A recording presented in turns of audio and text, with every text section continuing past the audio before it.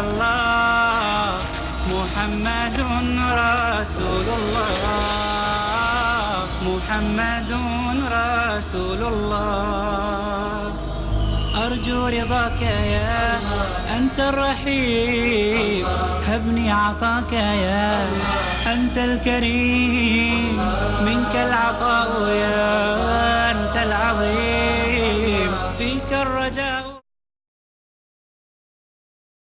بسم الله الرحمن الرحيم. إن الحمد لله نحمده ونستعينه ونستغفره ونعوذ بالله من شرور أنفسنا وسيئات أعمالنا. من يهده الله فلا مضل له ومن يضلل فلا هادي له وأشهد أن لا إله إلا الله وحده لا شريك له وأشهد أن محمدا عبده ورسوله. Indeed, all praise is due to Allah. We praise Him, seek His aid and ask His forgiveness. We seek refuge in Allah from the evils of ourselves and from the evils of our actions. Whomsoever Allah guides, none can misguide. And whomsoever Allah misguides, none can guide. I bear witness that there is none worthy of worship except for Allah alone, having no partner. And I bear witness that Muhammad is a slave and His messenger. أما بعد فإن أصدق الحديث كتاب الله. To proceed, very the best of talks beyond any doubt is the Quran, the book of Allah. وأحسن الهدي هدي Muhammad, and the best of guidance beyond any doubt is the guidance of His messenger Muhammad صلى الله عليه وسلم, peace be upon him. وإن شر الأمور محدثاتها, and verily the most evil of all matters in Islam are the ones innovated. فإن كل محدثة بدعة, for every newly innovated matter in Islam is an innovation, a bid'ah. وكل بدعة ضلالة, and every innovation in Islam is a misguidance. وكل ضلالة في النار, and every misguidance will definitely lead to the hellfire. Assalamu alaikum wa rahmatullahi wa barakatuh. Dear viewers, brothers and sisters, alhamdulillah that Allah Azza wa Jal made us to live to make another episode from the series of talks entitled The Counseling, or the Prophet Sallallahu Alaihi Wasallam's Counseling. And today's counseling from the Messenger of Allah is to do with something which is very important for us. It is our goal and our target in this life. It is salvation. So the title of it, The Way to Salvation. It's a hadith, and it's a story narrated by a companion called Uqbah ibn Amir al-Juhani, a great companion. He says that I have met the Prophet sallallahu alaihi wasallam, and I started and I initiated the talk. So I grabbed his hand and I said to him, Messenger of Allah, tell me about salvation. How can I gain salvation? So he said to me, Ya Uqbah, O Uqbah, amlik alayka lisanak. Keep your tongue under control. Keep your tongue in check. وَلْيَسَعْكَ بَيْتُ, and keep to your house. وَابْكِ عَلَى خَطِيئَتِكَ, and weep over your sins. Then on another occasion, the Prophet ﷺ meets me, and he started the talk. And he grabbed my hand and he said, Ya Uqbah. He said, Messenger of Allah, at your service. أَلَا أُعَلِّمُكَ خَيْرَ ثَلَاثِ سُورٍ. Shall I inform you of the best 3 surahs which were revealed in the Torah, in the Injil, and the Zabur, which is the Psalms, the book of Dawood, and the Furqan al-Azim, the great criterion, which is the Quran? I said, yes, Messenger of Allah, may Allah make me a ransom for you. Then he recited for me, قُلْ هُوَ اللَّهُ أَحَدٌ قُلْ أَعُوذُ بِرَبِّ الْفَلَقِ قُلْ أَعُوذُ بِرَبِّ النَّاسِ. Then he said to me, O Uqbah, don't forget them, and don't sleep a night until you recite them. So I did not forget them, since the Prophet ﷺ said to me, don't forget them. And I never slept a night until I recited them. Then I met the Prophet ﷺ on another occasion. And the Prophet ﷺ, I have started the talk myself, and I grabbed the hand of the Messenger of Allah, and I said, Messenger of Allah, tell me about the great deeds. So the Prophet ﷺ, he said, Ya Uqbah, O Uqbah, sil man qata'ak, join the one who had boycotted you.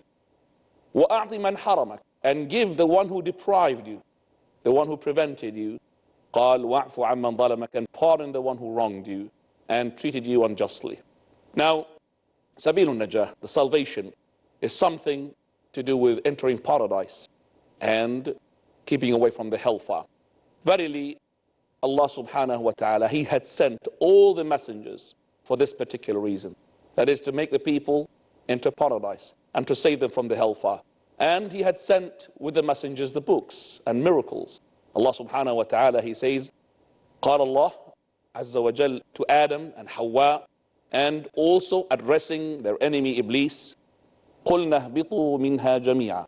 All of you descend down, all together. That is Adam, his spouse, and Hawa.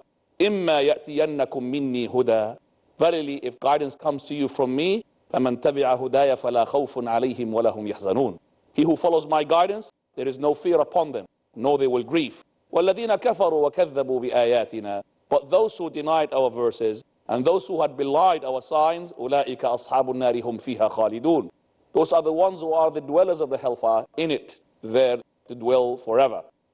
Then when the shayateen and the Iblis and his group and his soldiers made the people to worship other than Allah subhanahu wa ta'ala and made them to commit shirk, Allah Azza wa Jal, He had sent Adam and sent Nuh alayhi salam to tell them to worship Allah, to keep away from the worshipping of the shaitan and worshipping of the idols.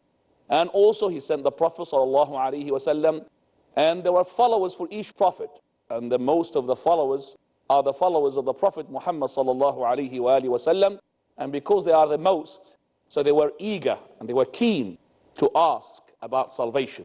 So we find, for example, Abu Dharr, we find Abu Umam al-Bahili, we find Mu'adh ibn Jabal, all of them asking, Messenger of Allah, inform me of an act that would make me to enter paradise and keep me away from the hellfire.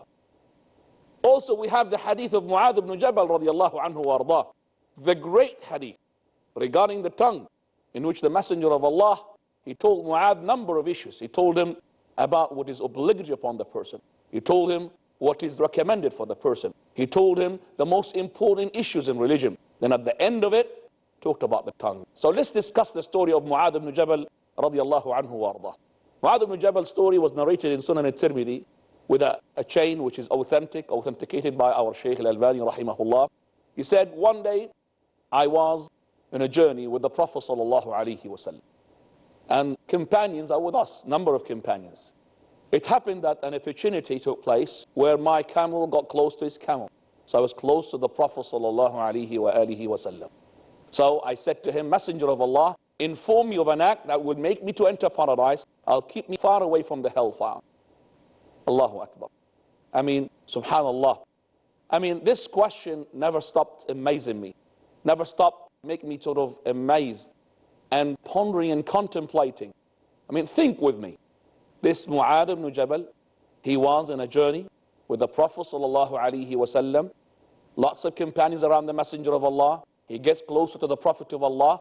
He is the head of the state. He is the Prophet of Allah. Yet, it's in a golden opportunity what he says. Does he ask, oh Messenger of Allah, make sure you give me a position in the ministry. It's a new state is coming up. So make sure that I am really well positioned in your state. Did he say that? Make sure, or did he say, Messenger of Allah, inform me how to maximize my profit and become a millionaire? Think about it. I mean, what would you do if you were in the shoes of Mu'adh ibn Jabal radiallahu anhu wa ardah? No, he did not say that. He asked the Messenger of Allah, what is the way for salvation? Inform me of an act to get me to paradise. And an act will keep me away from the hellfire. So what the Prophet ﷺ had answered him with. What was the answer of the Messenger of Allah? Did he, for example, tell him off? Did he tell him off for asking such a question? Did he say to him, what a naive question you're asking me, Mu'adh. You are with me all that time. You never knew about the acts that would make you to enter paradise, about the acts that will keep you away from the hellfire. All of that time you did not learn this. Why didn't you ask about your brothers who are under persecution in Mecca? Why didn't you ask about those people who have been tortured? You're asking me about simple thing. You see, this is what we are faced with as a dua. When we talk about these issues, they would say to us, why are you talking about such an issue? Why did you just talk about people are being killed in such and such country? I'll tell you what. Verily those people who are under the hammer from the Muslims all around the globe, wherever you look, you find the Muslim under the hammer. The reason behind this is what our hands had earned from the sins, is what we have done to ourselves, because we are far away from the religion. We're not following the commands of Allah subhanahu wa ta'ala. We're not following the commands of the Prophet sallallahu alaihi wa alihi wasallam. And that is why we find ourselves at the receiving end of the hammer all the time, humiliated. So here the Prophet sallallahu alaihi wa alihi wasallam never told off Mu'adh ibn Jabal He's saying to him, why do you ask me about such a question? Verily, it's a question which is a very great question. As we're going to, inshallah, discuss and continue talking about this hadith and great story after the break. Jazakumullahu khairan for listening. Wa akhiru da'wana alhamdulillahi rabbil alameen. أرجو رضاك يا أنت الرحيم. A friendly message by Dr. Zakir. Islam prohibits killing of innocent human beings. Every day, innocent human beings are being killed in different parts of the world. Most religions condemn the killing of innocent human beings. But Islam goes a step further and says in the glorious Quran, Surah Al-Ma'idah, chapter number 5, verse number 32, if anyone kills a human being, unless it be for murder or for spreading corruption in the land, it would be as if he has killed the whole of humankind. It does not stop here, but continues. And if anyone saved a single human life, it would be as if he has saved the life of the entire humankind. Remember, please do not kill a single innocent human being, but rather save the whole of humankind by saving human lives. Human life is precious. Peace TV, the solution for humanity. Students of Islamic International School showcase on eve of the IIS Annual Day event. Welcome you to the grand finale of the Islamic International School. Assalamu alaikum wa rahmatullahi wa barakatuh. Performances par excellence, recitations soul-stirring. Man means a momentary pleasure when I am with him and goes astray. They are the enemy, so beware of them. This is the summary of recurring expenses this month. And don't you forget who's the boss. Oh, yeah? Watch these school kids impress and uplift your hearts, your minds and your iman. With Allah's help, this will be a memorable event. Whiz Kids. Next on Peace TV. أرجو رضاك يا أنت الرحيم. بسم الله الرحمن الرحيم. الحمد لله والصلاة والسلام على رسول الله. Welcome back, dear viewers, and we have been talking about the way for salvation. It's another episode which is entitled The Prophet ﷺ's Counseling. And we were talking about the story of Mu'adh ibn Jabal radiallahu anhu with the Prophet ﷺ as he was asking him, Messenger of Allah, inform me of an act that would make me to enter paradise and an act would keep me away from the hellfire. And the Prophet ﷺ, he never told him off. Verily should have asked about the rise in price in the cucumber and tomatoes and rice, for example. Never said that to him. But verily he said, لَقَدْ سَأَلْتَ عَنْ عَظِيمٍ. You've asked about a great issue. وَإِنَّهُ لَيَسِيرٌ عَلَى مَنْ يَسَّرَهُ اللَّهُ عَلَيْهِ. But verily it's an easy matter upon whom Allah Azza wa Jal made it easy. Then he said to him, أَن تَعْبُدَ اللَّهِ لَا تُشْرِكَ بِهِ شَيْئًا. To worship Allah alone, associating nothing in his worship. Then he added another issue. That is وَتُقِيمُ الصَّلَاةِ. And to establish the prayer, تؤتي الزكاة, and to give the zakah, وتصوم رمضان, to fast Ramadan, وتحج البيت, and that is to make the pilgrimage to Mecca. I'm asking now, do you think that Mu'adh ibn Jabal does not know the answer? Does not know these issues? I mean, when he embraced Islam, definitely he's been told that these are the pillars of Islam. That is, the Shahadatan, saying La ilaha illallah Muhammadur Rasulullah, and to establish the prayer. And also on top of that, we find the zakah and the Ramadan and the Hajj, all of that. I'm sure that Mu'adh ibn Jabal knows about that issue. So why did he ask this question? Why did he say, Messenger of Allah, inform me of an act that would make me turn to paradise and keep me away from the hellfire? He wants more certainty. That's number one. And number two, he knows that the Prophet of Allah, when he answers a question, he answers the question on the basis of buy one, get one free. You ask him a question to the Prophet of Allah, he gives you not just one answer, or two answers, or three answers, he'll gain a lot of benefits. When the Prophet of Allah ﷺ sees something from the companion, his eagerness to know, he will tell him more, as had happened in the story of Mu'adh and in the story which we're going to be narrating, that is the story of Uqba ibn Amir al-Juhani. So he said to Mu'adh those issues. And then the Prophet ﷺ gave him what he wanted, an extra. Buy one, get one free. أَلَا أَدُلُّكَ عَلَى أَبْوَابِ الْخَيْرِ. Shall I inform you about the gates good? How to gain the good?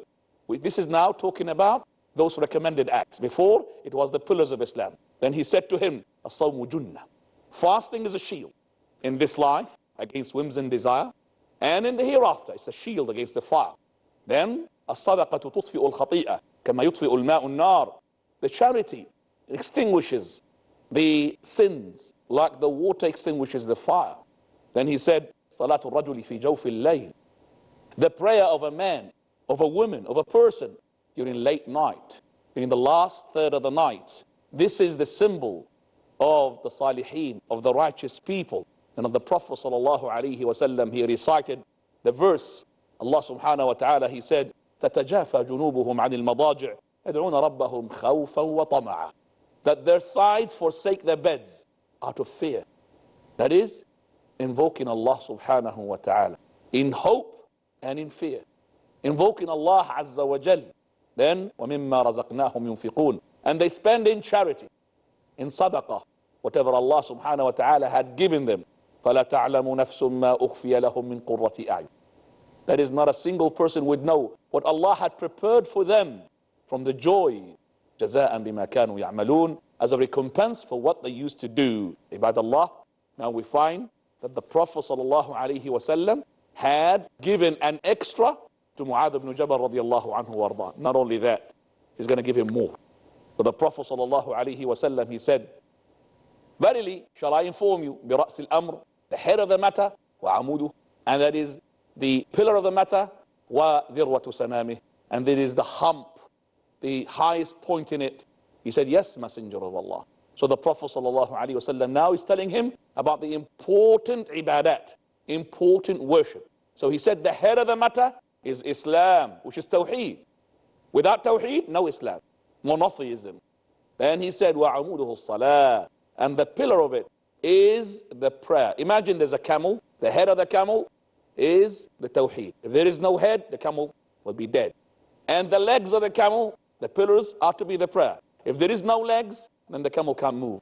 Then the hump of the camel, the highest point after achieving the proper Tawheed and establishing the prayer, doing what is your duty towards Islam, then you will gain the maximum. You will be ready to sacrifice yourself and your wealth for the sake of Allah subhanahu wa ta'ala. وَذِرْوَةُ سَنَامِهِ الْجِهَادُ فِي سَبِيلِ اللَّهِ. The highest point, the hump of the camel, is fighting in the sake of Allah subhanahu wa ta'ala. Then he told him at the end of it, which is the quotation that we are after. Shall I inform you how to preserve all of that? To preserve the pillars of Islam, the deeds which are recommended, and on top of that, to preserve those which are important ibadat. And he said, yes, Messenger of Allah. And the Prophet ﷺ, he pulled out his tongue and he said, keep that in check. Amsik alayka lisana. So the Mu'adh ibn Jabal, he said, out of just of saying in maze, Messenger of Allah, وَإِنَّ لَمُؤَخَذُونَ عَلَى مَا نَقُولُ عَلَى مَا تَقُولُهُ أَلْسِنَتُنَا. Are we going to be accounted for what we say in our tongue? So the Prophet ﷺ, he says, ثَكِلَتْكَ أُمُّكَ يَا مُعَاذ. May your mother lose you, O Mu'adh. It doesn't mean that Allah make you to die. It doesn't mean that. But the Arabs used to say this as, what are you talking about? Nonsense. ثَكِلَتْكَ أُمُّكَ يَا مُعَاذ. May your mother lose you, O Mu'adh. Because you're talking nonsense. Verily, the people will be thrown into their faces and onto their noses, onto the hellfire, because of what their tongue had done. That is as a harvest of what their tongue had said. So the tongue here is your way to paradise, and it could be your way to the hellfire. You choose. So remember always, as Allah subhanahu wa ta'ala, he says, مَا يَلْفِظُ مِنْ قَوْلٍ إِلَّا لَدَيْهِ رَقِيبٌ عَتِيدٌ. That is, every single word that you utter, verily there is a watcher recording everything that you say. Verily, you need to increase in the remembrance of Allah subhanahu wa ta'ala. Keep the tongue all the time fresh with the recitation of the Quran. As the Prophet sallallahu alaihi wasallam, he said, لا يزال لسانك رطبا بذكر الله. That is, your tongue is to be kept fresh with the remembrance of Allah subhanahu wa ta'ala. Now, coming back to our original hadith, the hadith of Uqba ibn Amir al-Juhani radiyallahu anhu, when he met the Prophet sallallahu alaihi wasallam and he started the talk, he grabbed the hand of the Messenger of Allah, and he said, Messenger of Allah, tell me about salvation. So the Prophet sallallahu alaihi wasallam, he said, Amlik alayka lisanak. That is, keep your tongue under control. Then he said, وَلْيَسَعْكَ بَيْتُكَ. And keep to your house. This is the second counseling of the Prophet sallallahu alaihi wasallam. To keep to your house. For verily the person will be in abundance of good, as long as he closes the door on himself. That is, he is with his Lord all the time, subhanahu wa ta'ala. The Messenger of Allah sallallahu alaihi wasallam, he was asked about the best of the people. So he said, a man who is striving, making jihad with his self and his wealth, and a man who is in a valley, meaning he's isolating himself. That is, worshipping Allah subhanahu wa ta'ala, calling and making the people away from his harm. So the people are safe from his harm. This is the best of the people. Now, seclusion is okay as long as it is good. And there is a lot of benefits. There are a lot of benefits for the seclusion. I will say, for example, when the person is in seclusion, number one, he will be able to be having more time for his ibadah. And that is when he mixes up with the people, there will be less time to worship Allah subhanahu wa ta'ala. Also, when he is away from the people, he will get rid of the sins. He will be away from the sins. And the sins like, for example, the ghiba, the namima, backbiting and slandering. Also the looks, because he will be not able to maybe to lower his gaze if he mixes up. So all of that, as well listening to the music, all of that will be away from him. Also the person, he will, stop his harm from reaching the people. Also, if he keeps away, then people will not be able to harm him. And finally, which is the most important issue, that he will be having more time to do his duties towards his wife and his children. And this is very important, because we find, unfortunately, so many people are running away from this very important issue, very important obligation. It is really outrageous when a person goes very early in the morning out and comes very late in the night. He comes and the children are asleep. He goes when the children are asleep. So he goes in the morning very early, the children are asleep. And he comes back when the children are asleep. So his family, they can't see him. He doesn't know, did they pray or did they not? He doesn't know who had entered the house or who did not. He doesn't know anything. So basically, he is running away from his responsibility. And the Prophet ﷺ, he said, كُلُّكُمْ رَاعٍ وَكُلُّكُمْ مَسْئُولٌ عَنْ رَعِيَّتِهِ. All of you to be shepherd. And each shepherd is responsible for his flock of sheep. So this person is running away from responsibility. It is outrageous. I've been told a story, which is a true story, about a boy whose father is a taxi driver. He's all the time busy with making money. He never seen his father. He's all the time, running about. The child is insisting to stay awake to see his father when he comes back during the night. So when he saw his father, he said to him, dear father, how much do you make per hour? So the father told him off once, twice, 3 times. But the child kept insisting to ask his father. So the father, he said to him, well, I make 20 pounds. Maybe he makes more than that. He said, I make 20 pounds per hour. After 2, 3, 4 days, the child sees his father, brings the 20 pounds. He said, father, this is 20 pounds. Give me 1 hour of your time. Subhanallah. Give me 1 hour of your time. So this person is running away from responsibility. He doesn't want to see his children. He doesn't want to help his wife, bringing up his children. This is your duty. So keep to your house. And I'm saying, fear Allah subhanahu wa ta'ala regarding your children, and don't run away from that. But at the same time, I would like to remind you, when you have this seclusion, you have to remember a number of issues. This seclusion is, for number 1, to gain more knowledge. Number 2, to make remembrance of Allah. Number 3, to make your duties towards your children. Number 4, to make dhikr of Allah subhanahu wa ta'ala. Number 5, don't forget to come to the Jumu'ah, to the Jama'ah, to visit the sick, to follow the funeral procession. All of that is incumbent upon you. And most importantly, to come to the circles of knowledge. Also, don't forget to join your kinship, to visit your mother, to visit your father, to visit all those who are your relatives. So, as a conclusion regarding the seclusion, we say that the person should isolate himself, seclude himself, if the seclusion is good for him.